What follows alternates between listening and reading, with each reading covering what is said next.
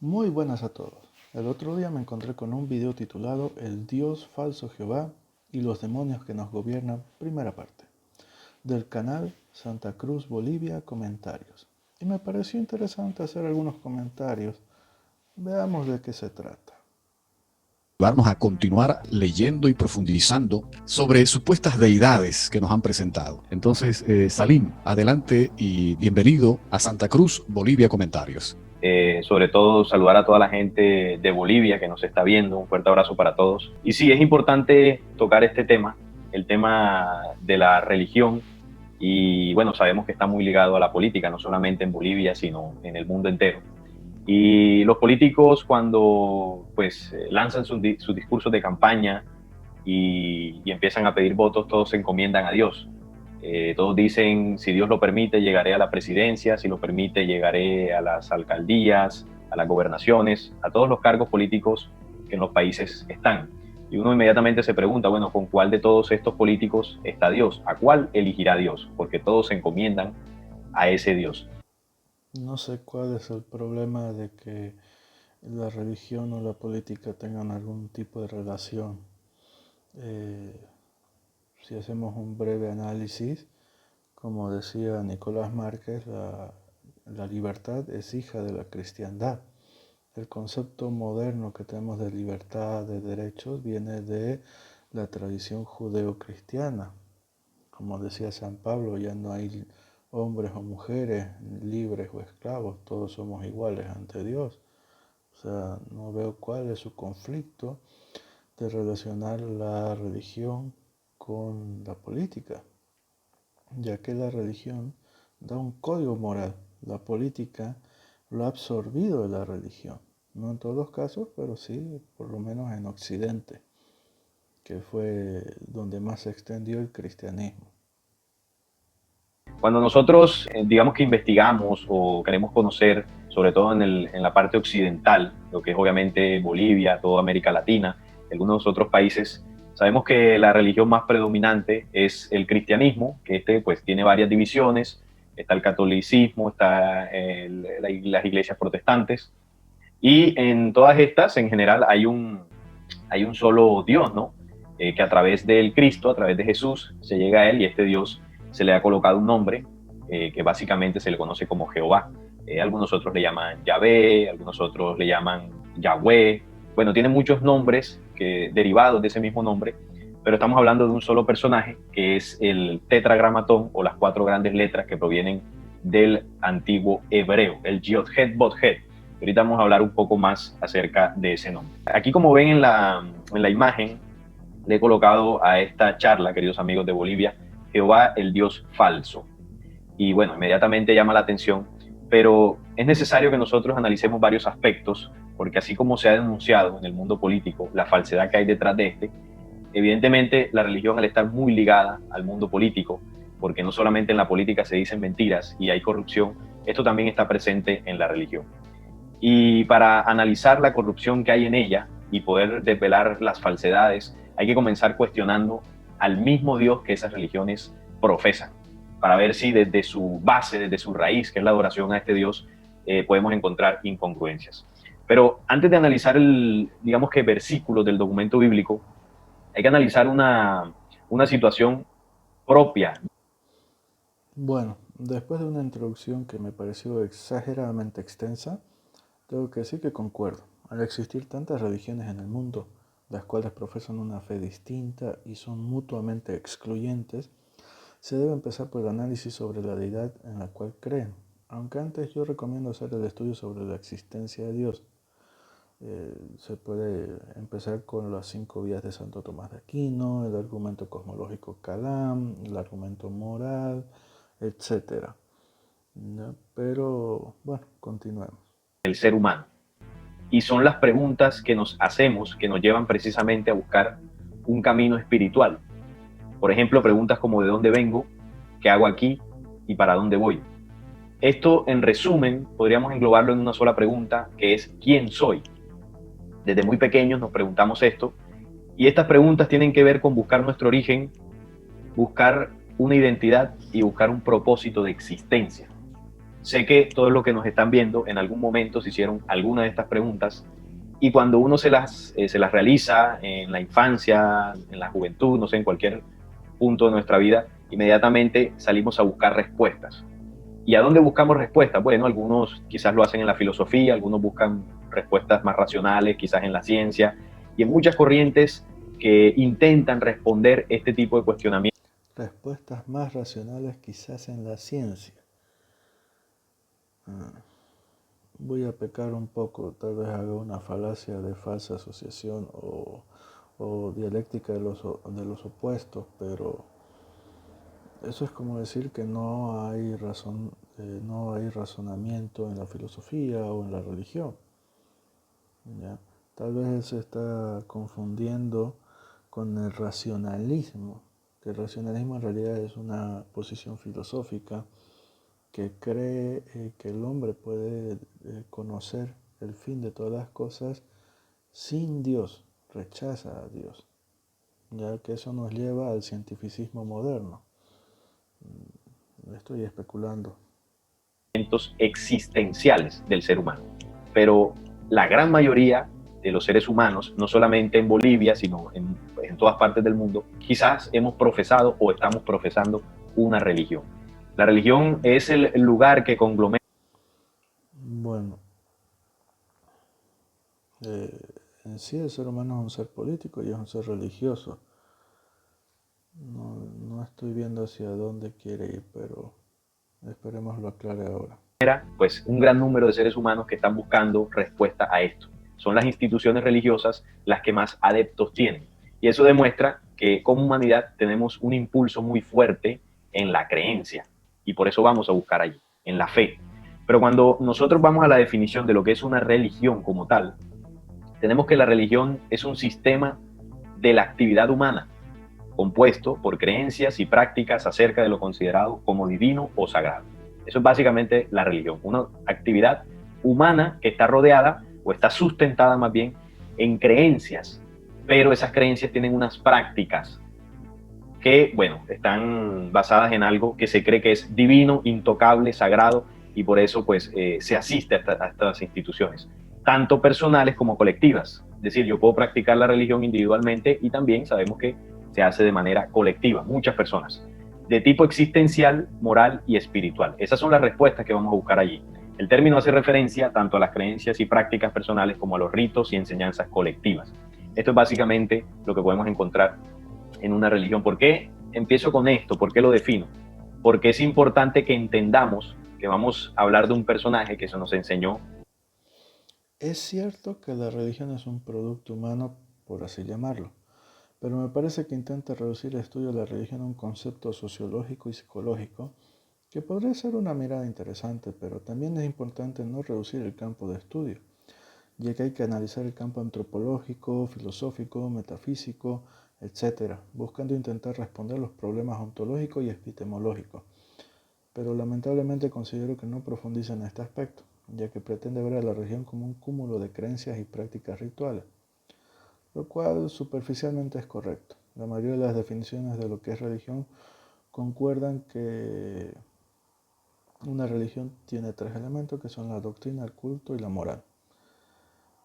Pero de allí a decir que solo por eso son falsas hay una gran brecha. Que era Dios desde el Antiguo Testamento, en el documento bíblico, que es el libro, entre comillas, sagrado que los occidentales más tenemos acceso a él por la religión que profesamos, en este caso, todo lo que es el cristianismo.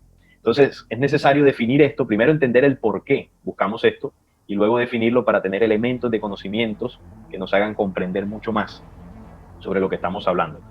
Cuando vamos a analizar las principales religiones en el mundo, tenemos varias, pero la principal por el número de creyentes y adeptos que tiene alrededor de ella es la cristiana. La cristiana que supuestamente se basa en las enseñanzas del Cristo, de ahí el término cristiana. Esta tiene tres ramas principales y son la católica, la protestante y la ortodoxa. La católica, que surge por allá en el 325 después de Cristo, ahorita vamos a profundizar allí. Luego, Sí, ya tengo ganas que profundice, que explique por qué la católica surge en el año 325. En los años 1500 surge el protestantismo, que es ese cismo que hubo por allá entre, digamos, en una parte de Rusia. No sé si se refiere a sismo como desaveniencia o sismo como terremoto, ya que en realidad lo que ha sufrido la Iglesia son los cismas, que la Real Academia de la Lengua Española lo define como la división o separación en el seno de la Iglesia o religión. Con el tema de que no estaban de acuerdo con ciertos lineamientos de la Iglesia Católica.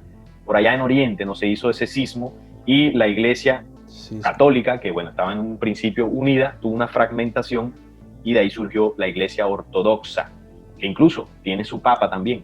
Así como la Iglesia Católica tiene un papa, la Iglesia Ortodoxa también la tiene. Eso fue hacia el año 1000 más o menos. Muchos manejamos esta frase o estas conversaciones de decir que ya no somos colonizados, ya somos países libres, que acabó ese imperio. Pero sin embargo, si hablamos del Imperio Romano, el Imperio Romano continúa a través de su política. En este caso, si hablamos del derecho romano, las leyes, ¿no? Estamos regidos por las leyes romanas y por sus, vamos a decir, religiones. El tema de la religión católica surgió desde el Imperio Romano. Fue una religión naciente en el seno de ese Imperio Romano. Y lo repito, espero con ansia su explicación del origen de la Iglesia Católica. Aún permanece, es decir que la forma en que el Imperio Romano permanece principalmente es a través de esa religión. Así que es muy interesante ese apunte. Entonces, ahí están las tres ramas principales del cristianismo. La protestante, como decía, hacia los años 1500 con Martín Lutero. Y bueno, de ahí en adelante, en la rama protestante surgieron otras, testigos de Jehová, mormones, un sinnúmero de iglesias que hoy en día existen. Es oportuno aclarar que los testigos de Jehová y los mormones no son cristianos. Por ejemplo, los testigos de Jehová no creen que Jesús es verdadero Dios y verdadero hombre, lo cual es el eje central de la fe cristiana. De la misma manera, los mormones creen que todos podemos llegar a ser dioses y gobernar nuestro propio planeta, lo cual dista mucho del cristianismo original. La segunda religión más fuerte a nivel mundial es la musulmana, y esta tiene dos ramas que son los sunitas y los chiitas. Se dividió así luego de la muerte de Mahoma en la disputa de quién quedaría al comando de esta religión y sus fieles, y hubo dos facciones, ¿no? Los sunitas o los sunís y los chiís. Está también el judaísmo y muchas otras religiones como el budismo, hinduismo, zoroastrismo, animismo, gnosticismo, religiones chinas, indígenas, afroamericanas. Se dice, queridos amigos de Bolivia que nos ven, que hay alrededor del mundo más de 4000 religiones distintas. Antes había muchas más. Al pasar los tiempos, algunas fueron desapareciendo hasta que quedaran aproximadamente unas 4000. Cuando hablamos del... Parece que su argumento sostiene que al existir muchas religiones, por ende, no hay una religión verdadera. Esa es mi apreciación, lo cual creo que es una falacia de falsa asociación. En todo caso, se podría argumentar que hay una religión verdadera y las demás son falsas. Para ello, sería importante y recomiendo iniciar con el estudio de la existencia de Dios y luego analizar cuál sería la religión verdadera, y no presumir que porque existen muchas, todas son falsas. Pero bueno, parece que ahora sí vamos a entrar en materia sobre el origen de la Iglesia Católica, porque ahí veo una foto de Constantino. El Imperio Romano, eso que apuntábamos ahora, tenemos que hablar de Constantino. Él fue un emperador que hacia el año 325 después de Cristo, él reunió un concilio, el famoso concilio de Nicea. Y ese concilio tuvo por objetivo, debido a la situación del imperio en ese momento que se encontraba dividido religiosamente, porque una gran parte de ese imperio profesaba la fe del cristianismo, las enseñanzas cristianas, y bueno, sabemos que con la venida de Jesús eso generó un impacto muy fuerte, su mensaje por el contenido que tuvo y las cosas que hizo, ganó muchísimos adeptos en el tiempo. Y por otra parte estaban las personas del Imperio Romano que seguían profesando las creencias paganas, como se decía, que muchos tenían, principalmente el mitraísmo y otras. Entonces esto dividió en gran parte el imperio. Y la historia cuenta que Constantino tuvo un sueño donde vio una cruz y se le dijo que con esa cruz vencería. Supuestamente fue la cruz cristiana, pero realmente fue otra cosa, fue otra cruz más parecida al tema del símbolo templario, que es otro tipo de cruz. Con ese sueño él reunió a su gente en un concilio, por un lado, grandes líderes del Imperio Romano, y por otro lado reunió en ese mismo concilio a grandes líderes de la religión cristiana que estaba en esa época. Ellos se reunieron ahí y ¿qué determinaron? Determinaron la creación de una nueva religión. Entonces, para acordar los textos sagrados de esa religión naciente, ellos determinaron cuáles serían válidos y cuáles serían desechados en una nueva religión aceptada por el Estado, eliminando 25 textos bíblicos y más de 30 documentos de soporte, entre ellos el libro apócrifo de Enoc, que es un libro no canónico. Los aprobados fueron condensados y reinterpretados, convirtiéndose en lo que hoy conocemos como la Sagrada Biblia. Entonces, para explicarlo resumidamente, lo que ocurrió allí es que existía un documento religioso en aquella época que era el Antiguo Testamento, aquí todavía el Nuevo Testamento. Ok, recién entramos en materia. Veamos. Debemos señalar primeramente que el cristianismo era una religión que fue declarada ilegal, ya que se negaban a dar culto al César. Por ello hubieron leyes para su persecución, lo cual no fue uniforme durante el curso de los años. Habían épocas en las que eran ferozmente perseguidos, mientras que en otras simplemente la norma era inaplicable. A pesar de lo cual se expropió las iglesias cristianas y todos sus bienes, y esto obligaba a los cristianos a usar catacumbas para sus cultos. Este escenario fue modificado en el año 313, no 325, en el cual se emite el conocido Edicto de Milán, firmado por Constantino I el Grande y Licinio, en el cual se establecía la tolerancia religiosa. Desde entonces la iglesia cristiana fue desarrollándose, esa iglesia que ya en el siglo II San Ignacio de Antioquía la llamó católica, esa que en el mismo siglo II los cristianos rezaban a la Virgen María con la oración conocida como Subtum Praesidium, hasta que surgiría la causa que convocaría el Concilio de Nicea, que era la cuestión arriana. Este problema surge entre dos obispos, Arrio y Alejandro. En resumen, Arrio negaba la divinidad de Jesús, lo cual fue condenado por Alejandro. En esto estaban las cosas cuando Constantino decidió tomar cartas en el asunto, enviando al obispo Ocio de Córdoba, que era su consejero en materias eclesiásticas, para que tratara de reconciliar a las partes en conflicto, a lo cual Ocio informó que las raíces de la disputa eran profundas y que la disensión no podía resolverse mediante gestiones individuales, por lo cual Constantino decide convocar una gran asamblea de todos los obispos cristianos.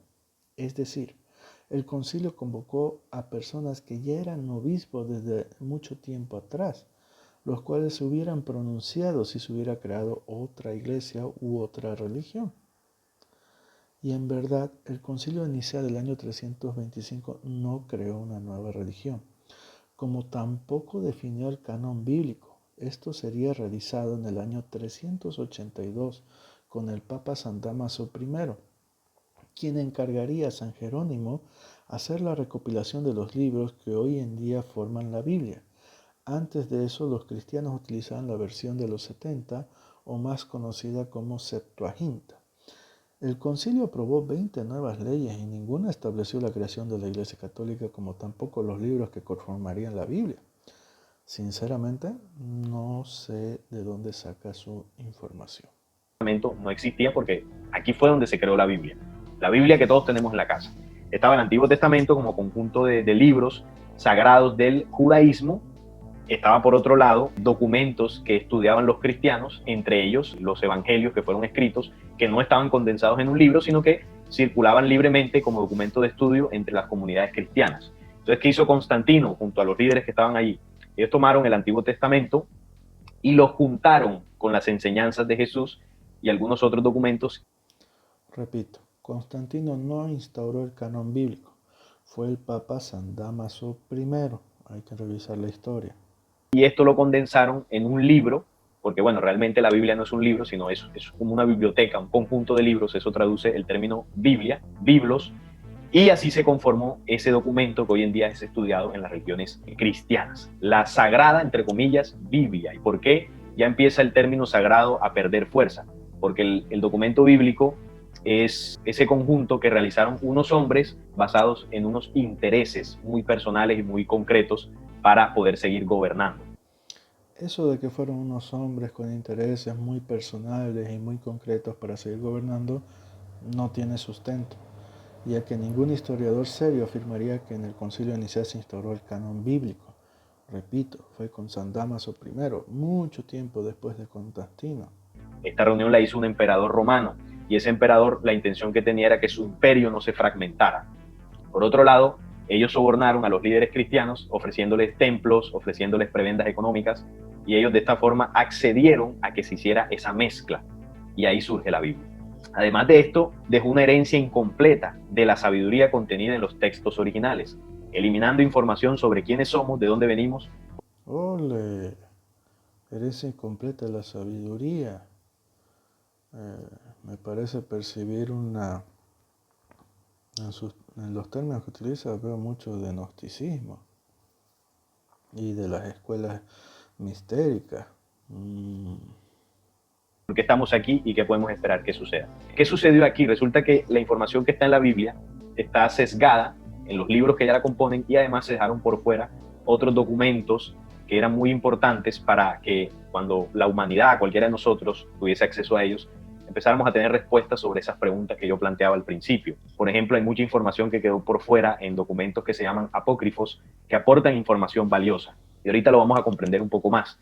Entonces, aquí lo que se hizo, queridos amigos de Bolivia que nos están viendo, fue una manipulación intencional para crear un nuevo libro sagrado para una nueva religión naciente. ¿Cuál fue la religión que nació a partir del 325? Lo que todos conocemos como Iglesia Católica o religión católica. Católico viene de universal, la Iglesia universal, es decir, la Iglesia de todos. Por eso se hizo la mezcla del cristianismo, que era lo que unos profesaban, y se mezcló con el judaísmo, pero se mezcló con tradiciones paganas que profesaban muchas personas del Imperio Romano. Si nosotros analizamos el catolicismo, tiene muchas cosas de religiones egipcias y de otras religiones que componían el Imperio Romano. Entonces, por eso era la iglesia de todos, para complacerlos a todos. Y eso dio como resultado la Iglesia Católica. Eso de que la Iglesia Católica es una mezcla con religiones paganas es un tema largo para debatir. En realidad, toda su hipótesis se perdió fuerza al exponer cosas que no pasaron en el Concilio de Nicea. Además, que ya en el siglo II, como lo dije anteriormente, San Ignacio de Antioquía llamaba a la iglesia de católica, diciendo que allí donde esté el obispo está la comunidad, así como donde está Cristo está la iglesia católica. Eso es una frase de San Ignacio de Antioquía en el siglo II. Entonces, se dice que el primer papa fue Pedro, cuando Jesús le dice a Pedro que sobre esa piedra edificará su iglesia, pero realmente ahí hay una malinterpretación intencional en esos textos, porque realmente el tema del papado inició con Constantino en el tema de esa religión. Constantino fue el primer papa, porque él fue el que lideró inicialmente esa religión hasta su muerte. Luego ya lo sucedieron otros personajes, y ahí, bueno, comenzó todo el tema de la línea del papado. Estoy apreciando que la mayoría de sus afirmaciones son enunciados sin sustento. El papado no empieza con Constantino, fue reconocido desde los orígenes del cristianismo. Evidentemente el término papa no fue usado al principio, pero se reconocía la autoridad de la cátedra de Pedro, como por ejemplo en el año 210 San Cipriano de Cartago dijo: Esteban, que anuncia que tiene por sucesión el trono de Pedro, no es movido con celo contra los herejes. Epístola 74, capítulo 17. Creo que la cita se explica por sí sola. Asimismo tenemos a Tertuliano, que en el 160 dijo: además, por estar cerca de Italia, tienes a Roma, de la que viene a nuestras manos la propia autoridad. Cuán feliz es su iglesia, cual los apóstoles derramaron todas sus doctrinas junto con su sangre, donde Pedro soporta una pasión como la de su Señor. Libro de la prescripción contra los herejes, capítulo 36. Esto demuestra que los cristianos reconocían la autoridad desde Roma mucho antes de Constantino. Cuando vamos específicamente a la Biblia, que viene del griego biblos, que traduce biblioteca o conjunto de libros, básicamente consta de dos partes. El Antiguo Testamento lo conforman 39 libros que están determinados en la ley, que son 5, los 5 primeros, lo que conocemos como la Torá hebrea. Es decir, se tomó la Torá, que es, para entenderlo, es como si fuese la Biblia hebrea, que consta básicamente de 5 libros, que son en el Génesis, el Éxodo, el Levítico, el Números y el Deuteronomio. Esos 5 primeros de la Biblia que todos tenemos en casa es los libros sagrados del judaísmo. Se colocaron libros históricos como Jueces, Crónicas, Reyes de la historia hebrea. A esto se añadieron en ese Antiguo Testamento los sapienciales como Salmos, Cantares y todos estos documentos, y también libros proféticos como Daniel, los 4 profetas mayores y los 12 profetas menores del Antiguo Testamento. 39 libros, pero los 39 libros están presentes en la Biblia, por ejemplo, que manejan iglesias protestantes, porque en la católica, la Biblia católica, el Antiguo Testamento es más grande. Entonces ahí ya surge una duda de por qué en el catolicismo hay más libros y por qué en las iglesias evangélicas, luego de los años 1500, se sacaron unos 5 o 6 libros más. Algo que llama la atención. ¿Por qué se sacaron? ¿Bajo qué intención? No fueron 5, fueron 7 libros que sacó las iglesias protestantes desde Martín Lutero, y fue para sostener su doctrina de las 5 solas, ya que había partes en esos libros que contradecían la sola escritura, la sola fide, soli deo gratia, solo Cristo, y etc. ¿Ya? Bueno, si quieres saber por qué la Iglesia Católica tiene más libros, le recomiendo leer la historia y la conformación del canon bíblico por San Dámaso I, porque si sigue creyendo que el canon fue definido en el Concilio de Nicea, caerá en un anacronismo histórico. De allí estoy percibiendo que viene su confusión. Bueno, eso fue todo. Espero que esto sirva para edificarnos en la fe, recordándoles a todos que sean buenos cristianos y honrados ciudadanos. Hasta la próxima.